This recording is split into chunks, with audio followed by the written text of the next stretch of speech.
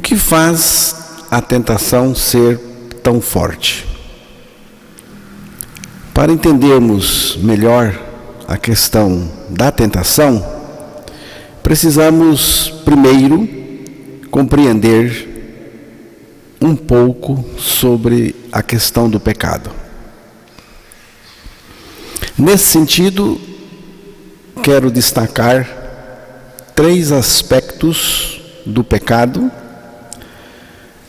mais no sentido da experiência do pecado na vida do ser humano, do que no sentido conceitual. O primeiro aspecto é o pecado como algo intrínseco no ser humano. Romanos capítulo 7, versículo 17.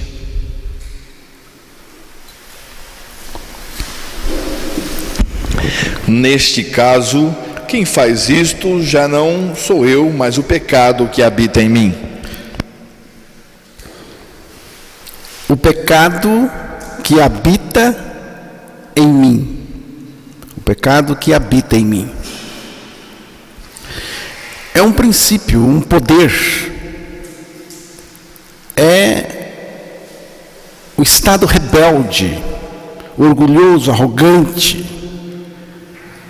Em outras palavras, é a natureza pecaminosa que reside dentro da pessoa. Essa natureza é a mãe de todos os atos pecaminosos de uma pessoa. Esse pecado que habita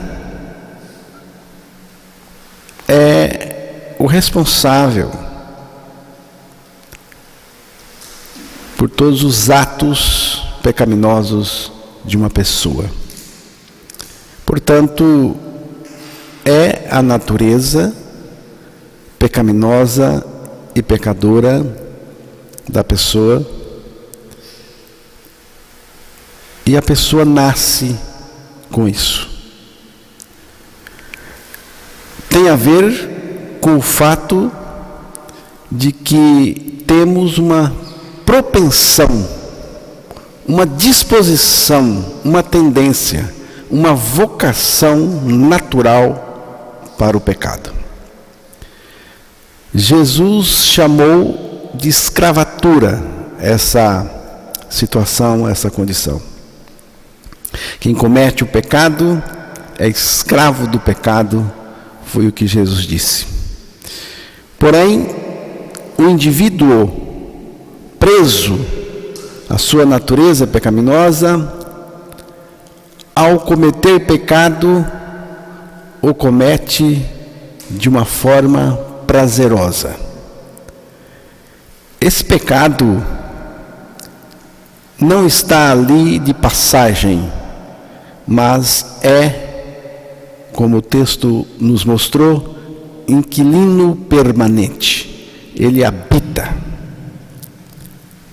em mim, dentro da pessoa. Há um filme denominado O Pecado Mora ao Lado. Mas aqui o pecado não mora ao lado, ele mora dentro, ele habita em mim, como disse o apóstolo Paulo. Ele habita na pessoa, está dentro da pessoa. A pessoa já nasce neste mundo com esse pecado instalado dentro dela. Números, capítulo 32, versículo 23.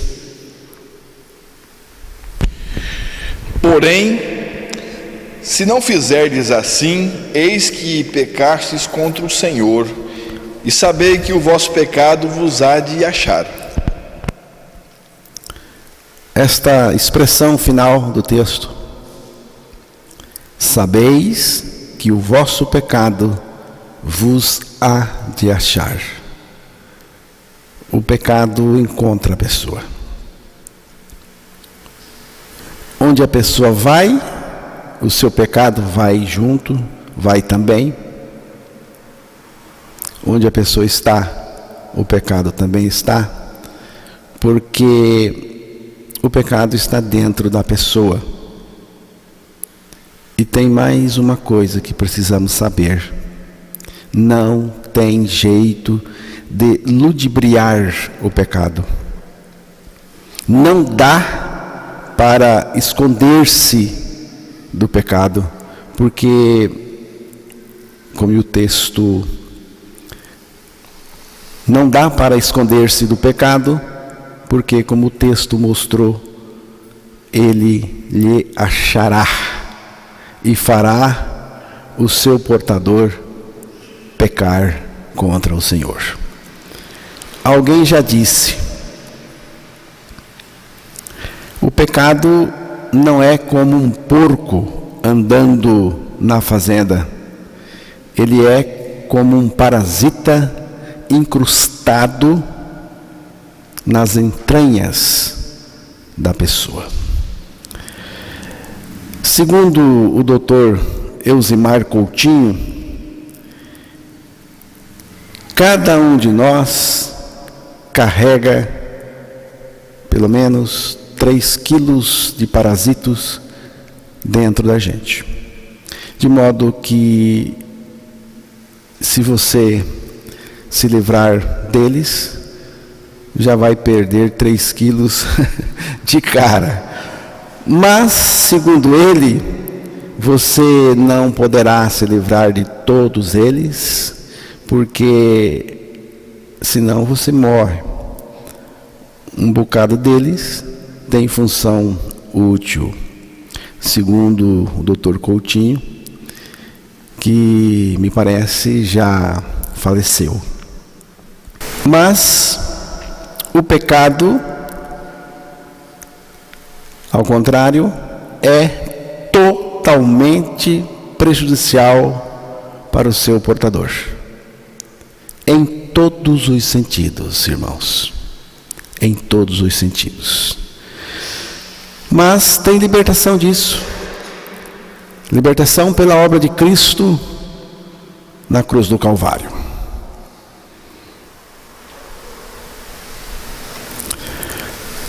Gato doméstico pode passar a vida toda comendo ração, mas quando sente o cheiro de sangue e da carne fresca, sua natureza felina se assanha. E se der, ele come. A tentação, irmãos, prevalece nessa base. Ela é tão forte nessa base. É o que torna a tentação tão forte. Não houve uma remoção do pecado que está dentro da pessoa. Não houve uma libertação verdadeira, como o gato doméstico. Apenas passou por um processo educacional, religioso, mas não aconteceu uma libertação verdadeira dentro desse pecado. Aí, quando a tentação chega, quando ela bate na porta, a velha natureza assanha e ocorre a consumação do ato pecaminoso. Ninguém pode dominar o pecado habitante, residente. Ninguém pode. Você pode evitar algumas situações externas, mas dominar a natureza pecaminosa é impossível. Pessoas sinceras já tentaram fazer isso, mas não conseguiram. Foi por isso, irmãos, que Jesus Cristo veio e foi à cruz para nos libertar disso. E só Ele pode nos libertar. Ele foi à cruz do Calvário e lá Ele morreu por nós, nos levou a morrer com Ele e nele, para nos libertar justamente dessa difícil situação que é esse pecado com o qual nós nascemos. Há também o pecado representado no diabo. Primeira carta de João, capítulo 3, versículo 8.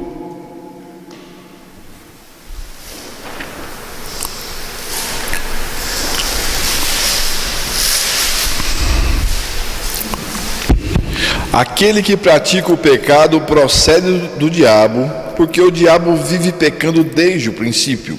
Para isso se manifestou o Filho de Deus, para destruir as obras do diabo.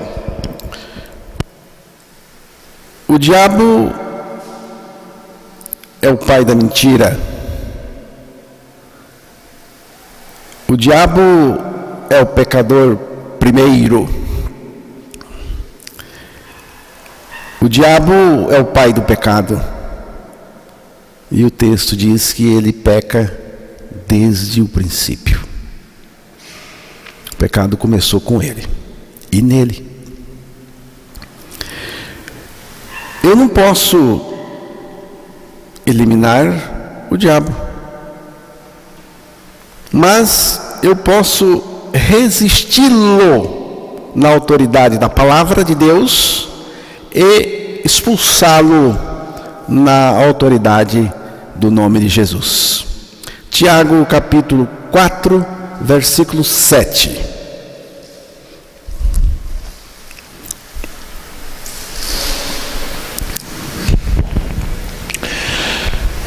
Sujeitai-vos, portanto, a Deus, mas resisti ao diabo, e ele fugirá de vós. Submetam-se a Deus, resistam ao diabo, e ele fugirá de vocês. Tem também o aspecto de que Jesus Cristo foi feito pecado por nós, e isto foi feito na cruz do Calvário, a fim de nos libertar disso. Segunda carta aos Coríntios, capítulo 5, versículo 21. Aquele que não conheceu o pecado, ele o fez pecado por nós, para que nele fôssemos feitos justiça de Deus. Aquele que não conheceu o pecado, que não teve pecado, Deus o fez pecado por nós. Isto é comparável a outra expressão da palavra de Deus, que se encontra em Isaías 53, versículo 10. Todavia ao Senhor agradou moê-lo, fazendo-o enfermar. Quando der ele a sua alma como oferta pelo pecado, verá a sua posteridade e prolongará os seus dias, e a vontade do Senhor prosperará nas suas mãos. Ao Senhor agradou moê-lo, fazendo-o enfermar, quando a sua alma se puser por expiação do pecado. Quando ele der a sua alma. Esses textos, ambos se referem ao Cordeiro de Deus, Jesus Cristo, nosso Senhor e Salvador. Então, podemos dizer com toda certeza que Jesus Cristo, na cruz, foi feito pecado e matou nele o pecado. Esse pecado que está dentro da gente. O Deus que se fez carne também se fez pecado por nós. E certamente Ele não fez isto para que continuasse tudo igual. Não. Tem que haver, irmãos, uma mudança. Tem que haver uma mudança que decorra dessa ação de Cristo por nós, ação de Deus, porque Ele foi feito pecado por nós na cruz. Ele foi à cruz para incorporar o pecador com o seu pecado. Ele incorporou o pecado a ponto de se tornar pecado. O pecado. Porque Ele foi feito pecado. Ele assumiu o nosso pecado, incorporando nele para ser crucificado e morto por nós, e também com o nosso pecado. Quando Cristo foi crucificado, o pecado que estava nele também foi crucificado. É aqui, irmãos, que acontece a libertação, a nossa libertação verdadeira. Lá na cruz, tudo o que era pecaminoso foi transmitido para Cristo. E quando Cristo morreu, Ele morreu comigo e com tudo o que era meu. O pecado em mim está morto. Eu creio. O pecado em mim está morto, crucificado, porque Cristo colocou nele. Portanto, estou livre. Eu creio que estou livre. Mas pouca gente crê. Mas quem crê está livre, está de fato livre. E eu, quando for levantado da terra, todos atrairei a mim, disse Jesus. Sabendo isto, que o nosso homem velho foi crucificado com Ele, para que o corpo do pecado fosse desfeito, fosse destruído, a fim de não servirmos mais ao pecado. Fomos libertos, temos libertação. Na cruz, Jesus Cristo representou o pecador e foi punido nessa condição. Isso significa a nossa punição nele, em consequência do pecado e para o pecado. Quem nos libertou do pecado foi Cristo. Foi Jesus Cristo naquela cruz. E é Ele também que nos dá vitória sobre o pecado. Ele nos libertou do pecado e também nos dá a vitória sobre o pecado neste mundo, porque o pecado tem as suas revanches. Se o Filho vos libertar, verdadeiramente sereis livres. Evangelho de João 8:36. Mas graças a Deus que nos dá a vitória por nosso Senhor Jesus Cristo. Primeira carta aos Coríntios, capítulo 15, versículo 57. Irmãos, esse é o único aspecto do pecado que eu posso dominar. Ou seja, tomar posse daquela morte com Cristo lá na cruz para o pecado. Esta é a minha libertação do pecado, porque o meu pecado está de fato crucificado em Cristo, está morto em Cristo. É a única alternativa que eu tenho para ser liberto do pecado. Não há outra. Considerai-vos mortos para o pecado, mas vivos para Deus em Cristo Jesus, nosso Senhor. É a recomendação do apóstolo Paulo na sua carta aos Romanos, capítulo 6, versículo 11. Portanto, considere-se morto para o pecado e vivo para Deus em Cristo Jesus.